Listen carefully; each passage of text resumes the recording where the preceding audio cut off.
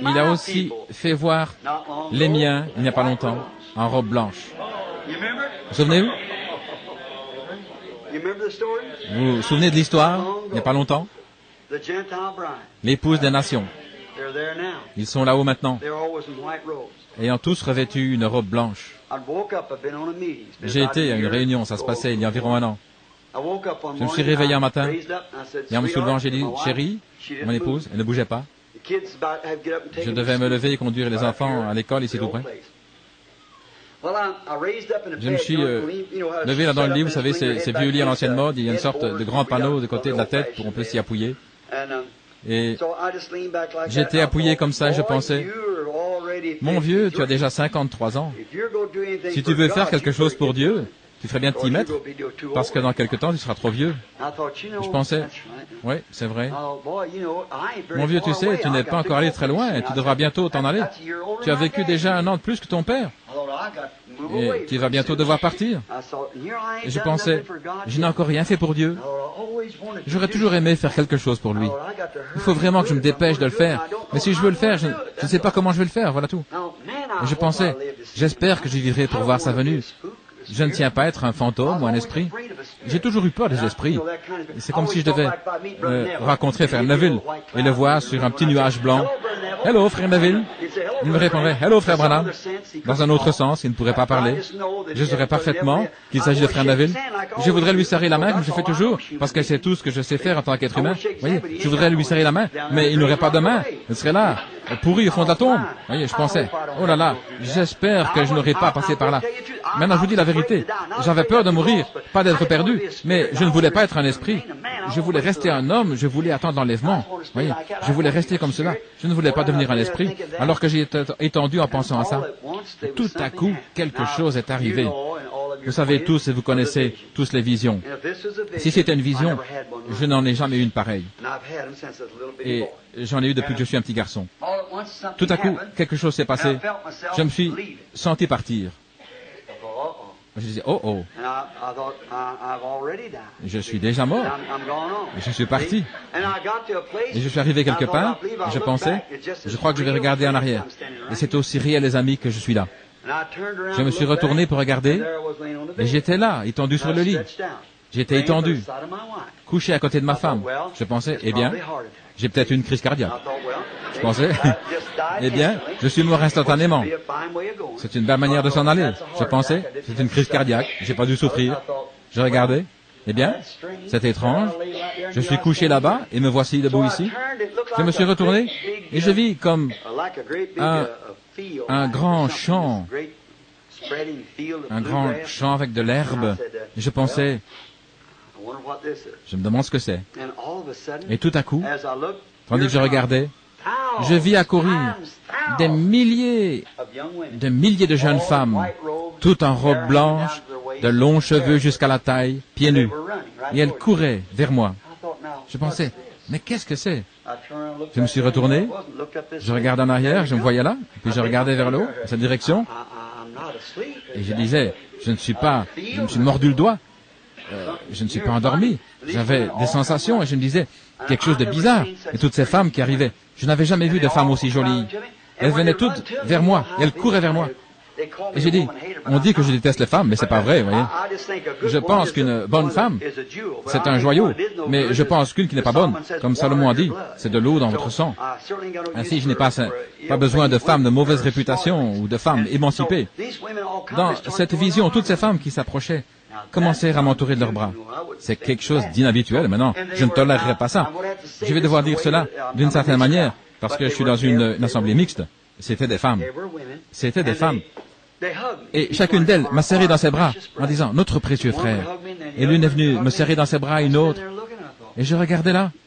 Et je pensais, mais qu'est-ce que c'est? Je me tenais là en pensant, qu'est-il arrivé? Je regardais en bas, j'étais toujours couché là. Et j'étais toujours debout et je pensais, c'est bizarre, je comprends pas. Et ces femmes qui criaient, oh, notre précieux frère. Et elles me serraient dans leurs bras. Et à leur contact, je sentais en toute chose que c'était des femmes véritables. Et pardonnez-moi mes sœurs si je dis ça, mais écoutez votre médecin. Et si nous avons une pensée pure et que nous ne sommes pas des chrétiens, ma vie a toujours été pure, Dieu le sait. Lorsque j'étais un petit garçon, l'ange du Seigneur m'a ordonné de ne pas souiller mon corps, de ne pas fumer ni boire, c'est la vérité. Et par la grâce de Dieu, j'ai gardé cela. Quand j'étais encore un pécheur, je ne courais pas avec les femmes. Mais si un homme laisse une femme la serrer dans ses bras, lui étant fait avec des cellules mâles et elle de cellules femelles, il y a toujours une sensation. Qui que vous soyez, ne me dites pas que vous n'êtes pas ainsi si vous êtes une personne en bonne santé. Mais pas là. Parce qu'il n'y a plus de cellules différentes. Là-bas, vous ne pécherez plus jamais. Il y a un changement. Il n'y a simplement rien d'autre qu'un amour fraternel envers ces femmes. Vu avec les yeux de la grâce, je pense qu'une femme de bien qui se conduit correctement et se comporte comme une dame, est l'exemple d'un joyau sur cette terre. J'aime tout ce qui est gracieux. Je pense que si ce n'est pas le cas, c'est simplement comme le Christ. C'est comme une statue, oui. Et je pense que c'est comme simplement le Christ et l'Antichrist, c'est la même chose. J'aime tout ce qui est naturel. C'est comme un beau cheval, il témoigne de ce qui est vraiment un beau cheval, ou quelque chose comme cela, une belle montagne, une belle femme, un bel homme, tout ce qui est dans la manière de faire de Dieu. J'ai toujours admiré cela. Ce sont des choses parfaites. Mais ces femmes avaient beau me serrer dans leurs bras, et comprenez bien, c'était des femmes, comprenez? Mais il ne pouvait pas y avoir de péché. Les glandes mâles et les glandes femelles étaient parties. Merci Seigneur. Elles étaient mes sœurs. Je regardais mes mains, et je vois qu'elles étaient aussi jeunes. Et je regardais, et j'étais moi jeune aussi. J'ai perdu mes cheveux quand j'étais un jeune homme, parce qu'un coiffeur m'a versé de l'acide carbonique sur la tête quand j'étais un garçon. Et ça a toujours été une affaire pour moi, parce que j'ai toujours le cuir chevelu très délicat. Vous savez, je m'enrhume très facilement. Les racines de mes cheveux sont toujours là, mais elles ont été brûlées par le phénol, et les cheveux ne peuvent plus jamais repousser. Il y a longtemps de cela, j'ai demandé à ma femme de me procurer une sorte de petite perruque pour me couvrir la tête. Mais ça m'a toujours gêné, j'étais toujours honteux de la porter parce que ça veut dire quelque chose de faux. Et je ne veux rien de faux. Alors je me suis dit, eh bien, je vais simplement porter un petit chapeau, là, vous savez. Et il voulait m'appeler évêque avec cette petite calotte sur la tête, alors je cessais de la porter et je me résignais à attraper de gros rhumes, mais vous pouvez simplement ouvrir les fenêtres et laisser entrer un peu d'air. Je suis déjà enrhumé. Je suis allé voir un médecin, lui demander son avis. Il m'a dit, eh bien, après avoir prêché, vos pores sont ouverts et vous êtes en sueur, alors vous prenez un courant d'air et vous envoie un microbe de rhume, et cela descend dans votre gorge et le lendemain vous êtes enroué. Voilà. Et vous autres qui avez tous vos cheveux, vous ne savez combien vous devriez être reconnaissants. C'est vrai. J'ai découvert qu'un de ces jours, je vais aussi perdre mes dents et qu'il me faudra un dentier, ou alors me passer de mes dents. Voyez-vous? Je pense que c'est la même chose pour un homme. S'il désire porter une perruque pour qu'une femme, ou pour une femme de porter un de ses postiches ou quoi que ce soit, ou ce qu'elle met dans ses cheveux pour les arranger. Vous voyez? Mais bien sûr que si vous le faites, tout dépend de la raison pour laquelle vous le faites. Voyez-vous? Pourquoi vous le faites? Mais en me tenant là-bas, je sentis que j'avais de nouveau mes cheveux. Oh là là, j'étais jeune, et toutes ces jeunes femmes, je pensais, n'est-ce pas étrange? Les voilà, et je les voyais toutes courir. Et en les regardant, j'ai vu Hope s'approcher. Vous savez, elle est morte à 22 ans. Elle était toujours aussi jolie. Beaucoup d'entre nous se souviennent de ses grands yeux sombres et de sa longue chevelure noire qui descendait jusque dans le dos. Elle était allemande. Et je pensais, lorsqu'elle viendrait, elle m'appellera Bill. Je sais qu'elle va dire Bill quand elle va venir. Je regardais. Chacune de ces femmes venait me serrer dans ses bras. Notre précieux frère. Nous sommes si heureux de te voir. Il semblait qu'elles étaient toutes habillées de la même façon. Mais leurs cheveux étaient différents, vous savez, des rousses, des blondes, des brunes. Mais tout était jeune. Et lorsque Hope s'est approchée, je pensais, qu'est-ce qu'elle va me dire? Elle m'a regardé et elle a dit, oh, notre précieux frère. Et elle m'a serré dans ses bras. Et elle est simplement partie. Ainsi, d'autres femmes sont venues me serrer dans leurs bras ensuite. J'ai entendu un bruit, j'ai regardé dans cette direction. Et voici qu'un groupe de jeunes hommes se sont approchés. Tous d'environ 20 ans, des cheveux noirs, d'autres blonds, avec des robes blanches et pieds nus. Et ils accouraient tous et se mirent à me serrer dans leurs bras en criant notre précieux frère. Je me suis retourné et j'étais toujours couché là. Je pensais, eh bien, c'est bien étrange. Et juste à ce moment-là, une voix s'est mise à me parler. Il a dit, tu as été réuni Tu as été réuni avec les tiens. Alors un homme m'a saisi et m'a déposé sur quelque chose de grand. Il m'a dit, sur la terre, tu as été un conducteur. Eh bien, je ne comprends pas cela. Et cette voix continue à me parler, je ne pouvais pas la voir. Elle me disait, eh bien, si je suis mort, j'aimerais voir Jésus. Il est toute ma vie, j'aimerais bien le voir. Et alors il m'a dit, tu ne peux pas le voir maintenant. Il est encore plus haut. Voyez, ça se passe sous l'autel, le 6e endroit où l'homme va. Voyez, non pas le 7e. Avant le 7e, il faut passer par le 6e. Ils étaient tous là. Ils pensaient qu'il y en avait des millions. Quand j'étais là, ces hommes et ces femmes passaient continuellement vers moi, serrés dans leurs bras, ils m'appelaient leur frère.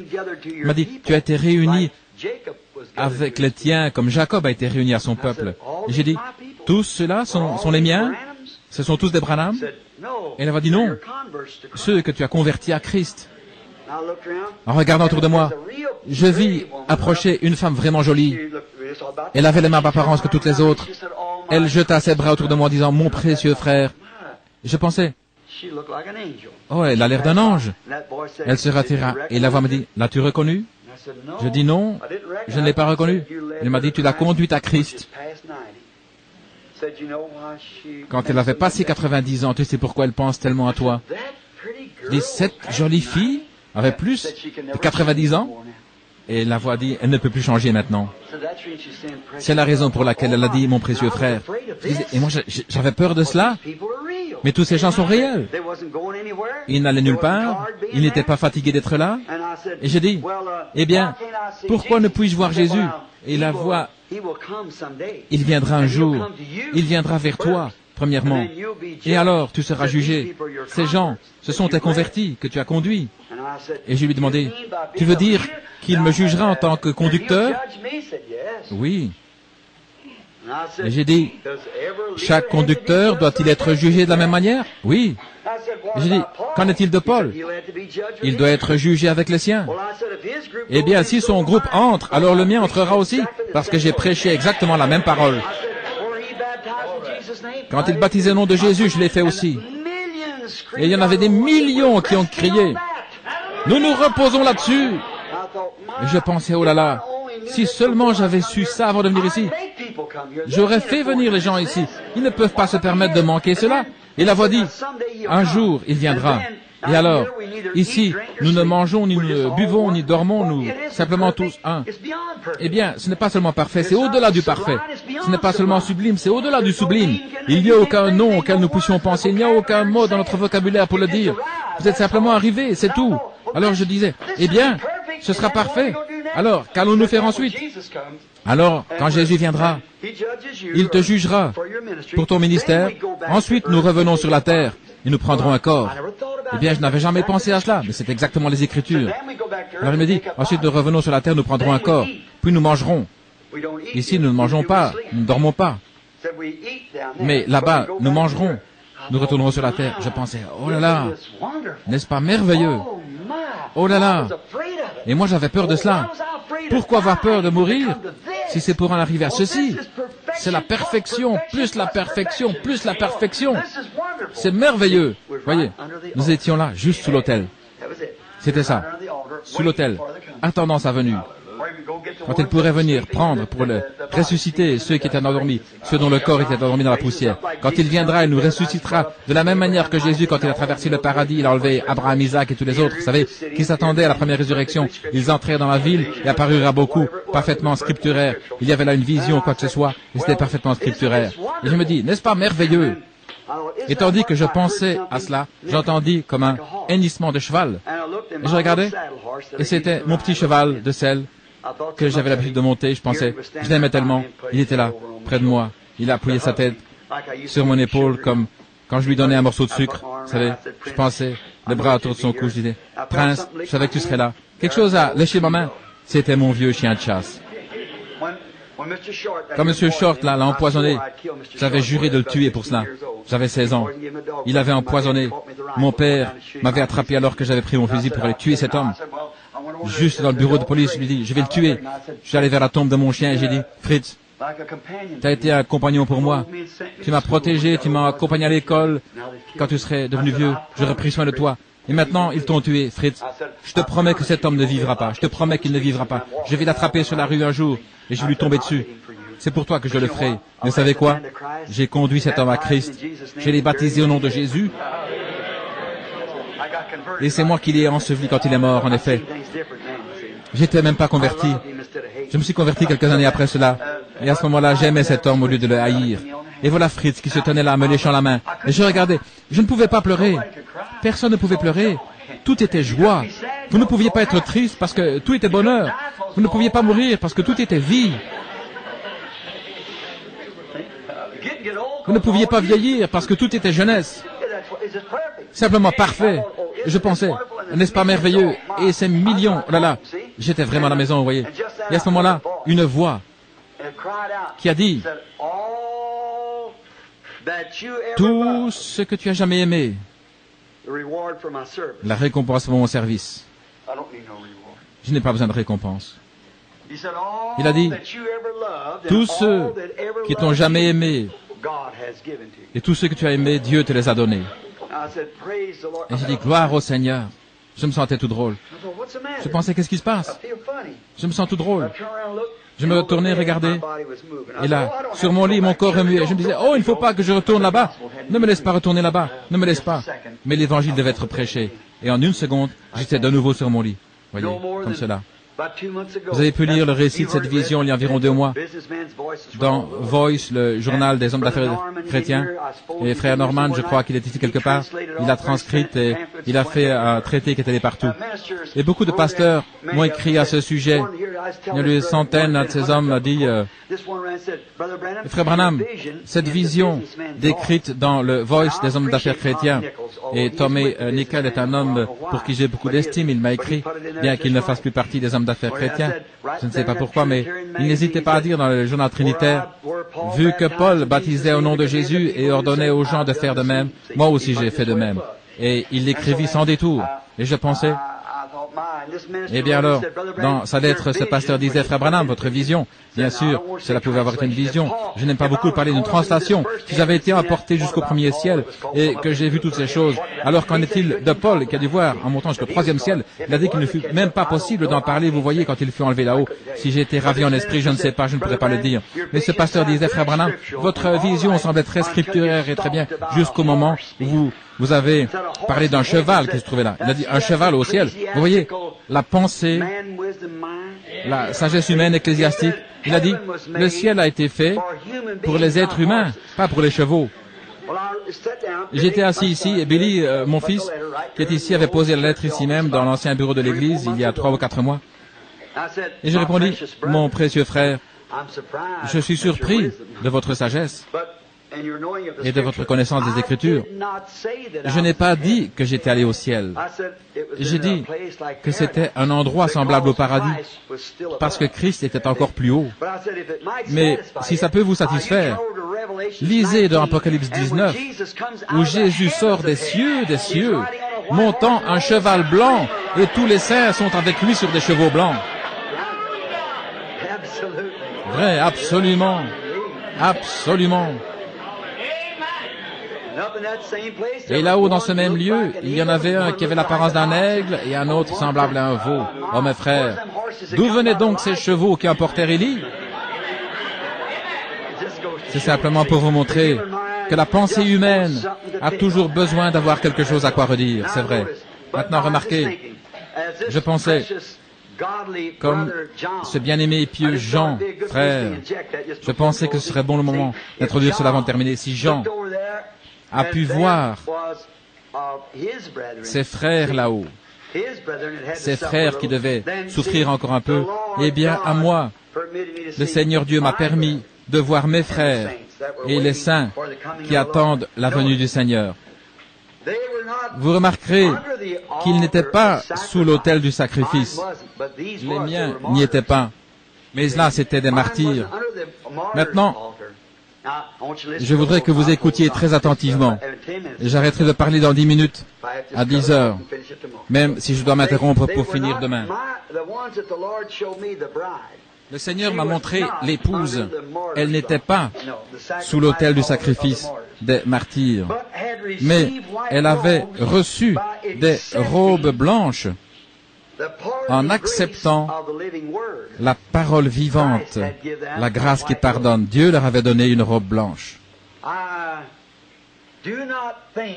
Je ne pense pas. Je pense plutôt qu'en ouvrant ce 5e sceau, celui-ci nous a été révélé. Je l'ai fait avec une bonne conscience, ayant reçu une claire révélation de Dieu, n'essayant pas d'exposer mes propres pensées parce que j'ai toujours été opposé aux organisations et n'ai jamais voulu en faire partie, mais maintenant il m'a été ouvert. Et je pense encore à une autre chose. L'ouverture de ce 5e sceau en ce jour redresse une doctrine dont je pourrais parler ici, celle des âmes qui dorment. Je me rends compte qu'il y a des gens ici qui croient cela, voyez-vous, les âmes qui dorment. Je pense que cela dit le contraire ici. Ils ne dorment pas, ils sont vivants. Leur corps dorment, mais leurs âmes sont là, sous l'autel, dans la présence. Voyez-vous? C'est là où je suis différent, en désaccord avec un frère bien-aimé ici. Je vois dans cette salle quelques-uns des siens, un grand docteur en théologie. C'est aussi un homme qui a doctorat en philosophie. C'est un homme réellement bon aussi. Je pense qu'il nous a quittés maintenant. C'était un brave homme et un bon écrivain. Et c'est frère Uriah Smith, l'auteur du livre de Daniel de la Révélation. Maintenant, pour vous, les gens qui suivent son enseignement, je ne veux pas parler ceci avec arrogance, mais voyez-vous, les frères Smith, pour appuyer sa thèse des âmes qui dorment, dit qu'il n'y a pas d'autel du sacrifice dans le ciel, mais qu'il croit que le seul autel dont il est parlé dans le ciel est celui de l'encens, des parfums. Mais à vous, chers frères, je dis ceci non pas pour contredire mon frère, que j'espère revoir de l'autre côté, non pas pour contredire ce grand docteur, mais simplement pour vous montrer la contradiction. Ce qu'il contredit, l'ouverture de ce sceau dans ces derniers jours. Ce sceau annule totalement cette doctrine des âmes qui dorment. Ces âmes sont vivantes, elles ne sont pas mortes. Remarquez maintenant. S'il n'y avait pas d'autel du sacrifice dans le ciel, où serait déposé l'agneau, le sacrifice pour le péché? L'agneau. Il doit y avoir un endroit où se trouve l'agneau sanglant, immolé, un lieu où se trouve le sang. L'encens était cette matière odorante que l'on brûlait, dont la Bible dit qu'il est les prières des saints. S'il n'y a pas de sacrifice sur l'autel, les prières ne peuvent pas être reçues. Ce n'est que par le sang qui est sur l'autel du sacrifice que les prières peuvent passer jusqu'à Dieu. Frère Smith avait tort. Je n'ai rien contre lui. J'espère que j'étais assez clair et dans l'amour fraternel pour sa grande œuvre. Mais il était dans l'erreur. Le 5e sceau a ouvert cela. Et beaucoup d'autres choses. Maintenant, j'attends vos questions. Très bien. Où était l'arche? L'agneau sanglant qui avait été frappé, blessé, ensanglanté pour l'expiation, pour ses prières. Remarquez, la Bible dit que si ce tabernacle terrestre de notre demeure est dissous, nous en avons un autre qui attend déjà. C'est là que j'ai vu ces saints, voyez. Regardez maintenant quand un bébé, excusez-moi à nouveau les sœurs, de parler si clairement devant les jeunes femmes, mais regardez, quand une mère a conçu et que ce petit paquet de muscles se tortille et remue, comprenez, c'est un corps naturel. Et tout comme la nature accomplit, forme un corps naturel, avez-vous remarqué? Votre femme, avant que naisse le petit enfant, elle devient particulièrement douce et affectueuse, et ça jusqu'à la fin. Même si elle ne l'a jamais été toute sa vie, elle le sera alors. Avez-vous jamais remarqué ce sentiment de sainteté?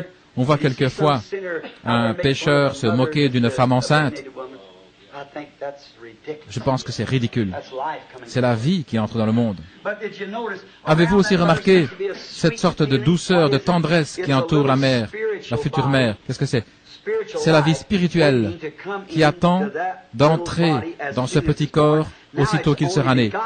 Avant, il est seulement engendré, mais quand il est né, il est né. Le corps spirituel s'unit au corps naturel. Et la Bible nous enseigne que nous sommes maintenant engendrés de Dieu. Nous sommes engendrés du Saint-Esprit, qui est Christ en nous, un Fils de Dieu, étant formé en nous.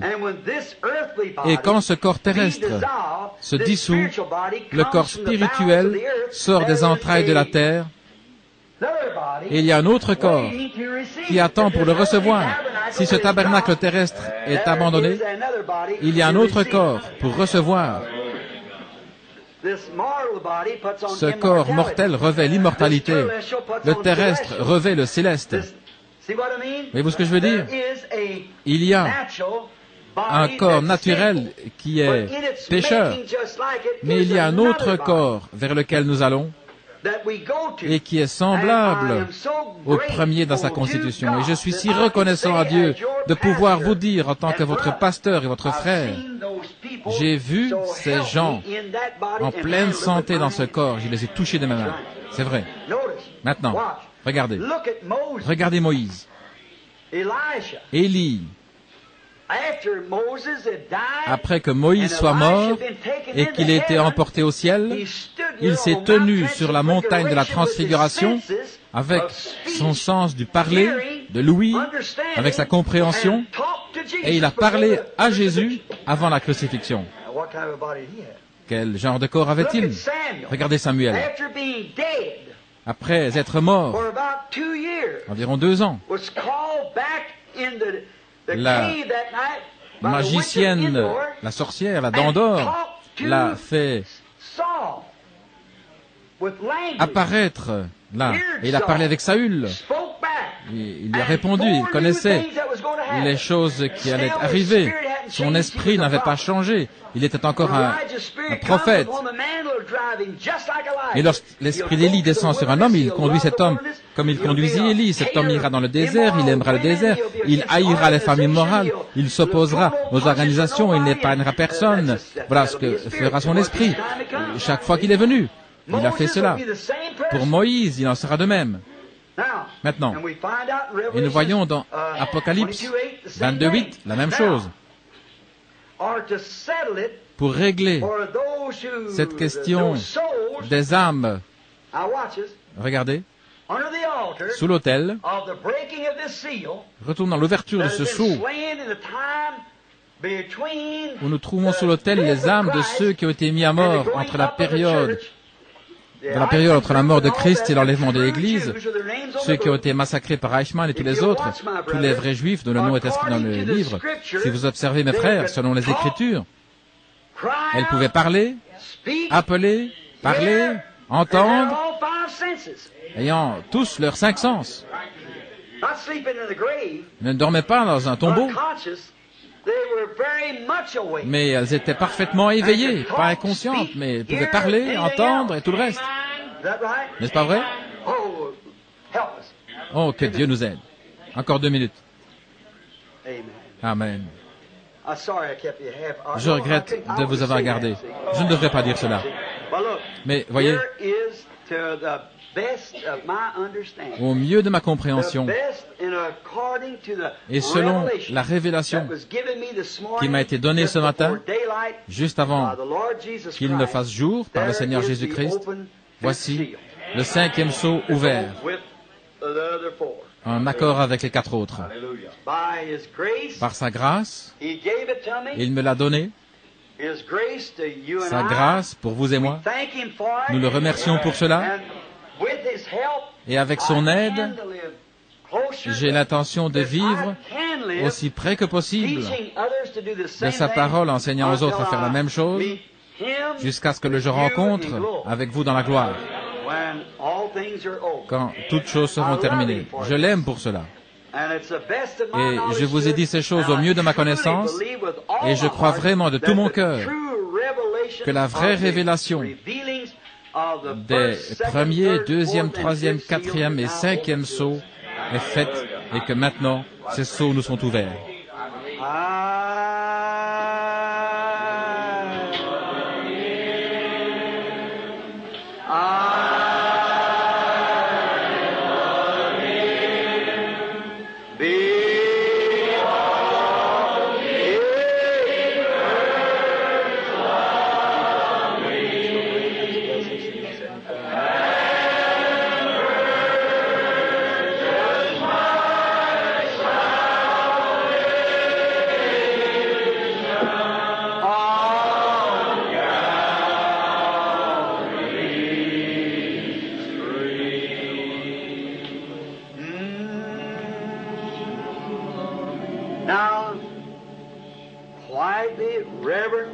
Maintenant, calmement et avec respect devant Dieu, alors que nous avons vu s'ouvrir ce sceau pour nous,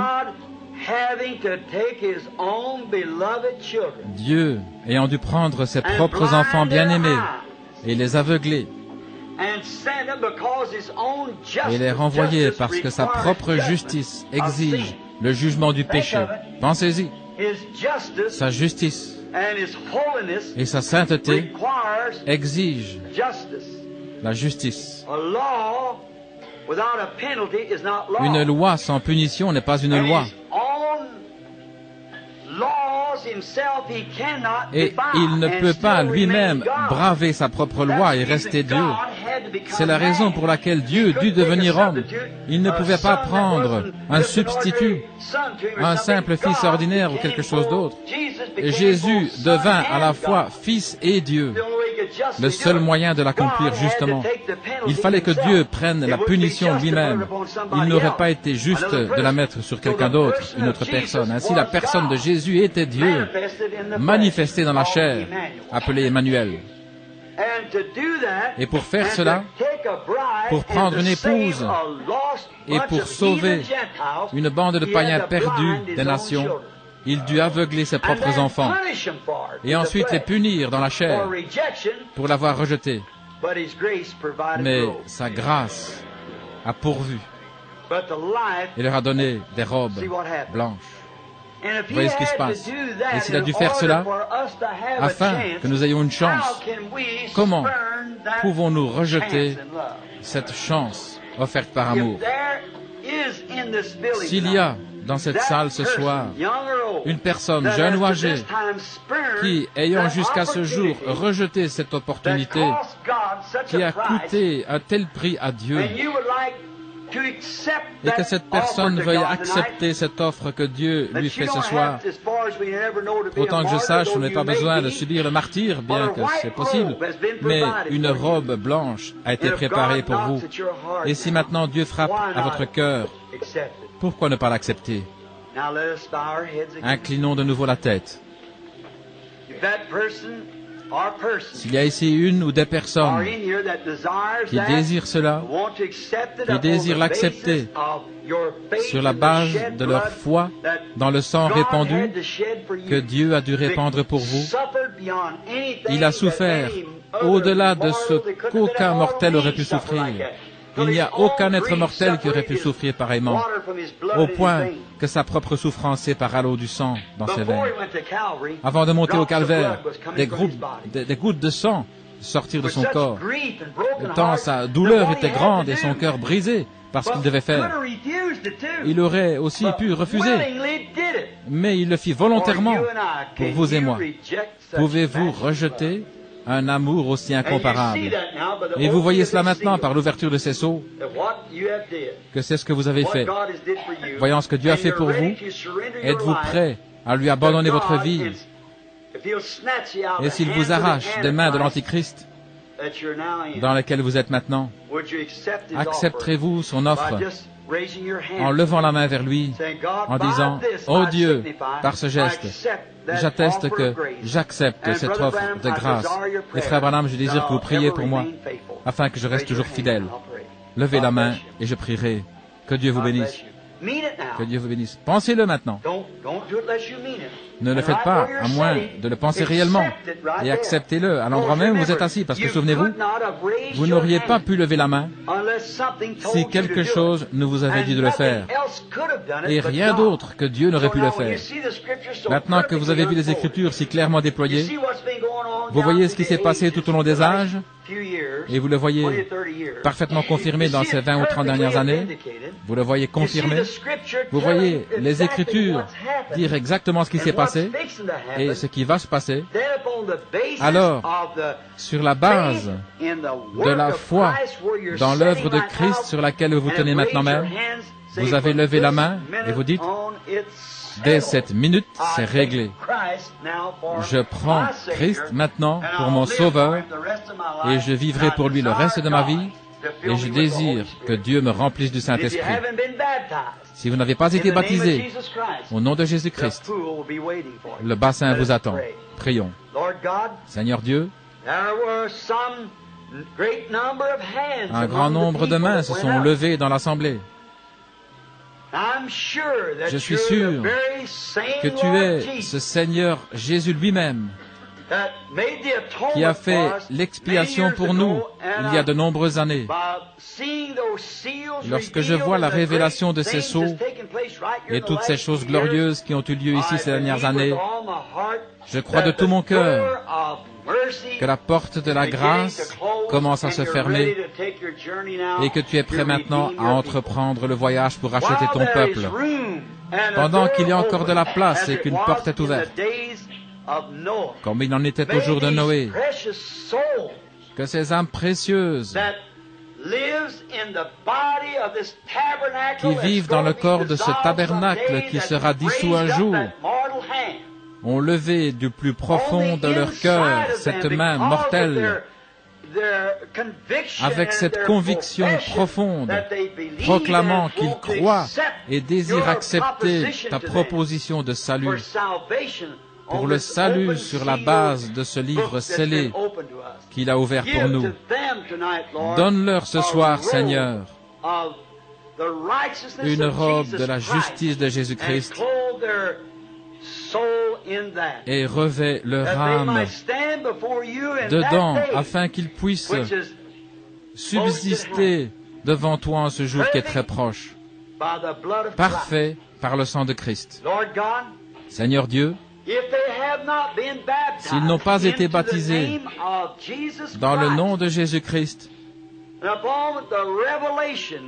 sur la révélation que tu m'as donnée à ce sujet, et voyant que Paul ordonna à ceux qui avaient été baptisés par Jean-Baptiste lui-même d'être rebaptisés au nom de Jésus-Christ afin de recevoir le Saint-Esprit, acte 19, je te demande de les convaincre, Seigneur, que c'est la vérité, et puissent-ils t'obéir.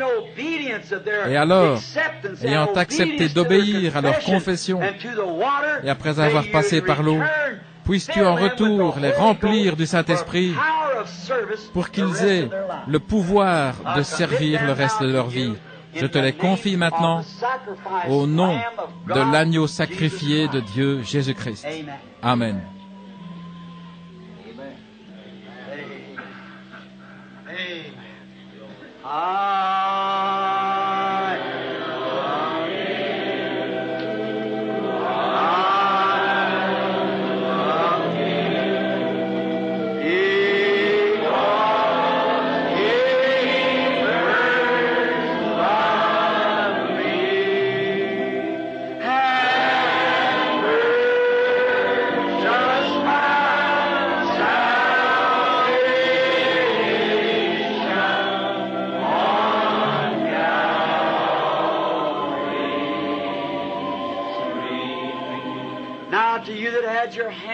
Maintenant, à vous qui avez levé la main, obéissez au commandement de l'Esprit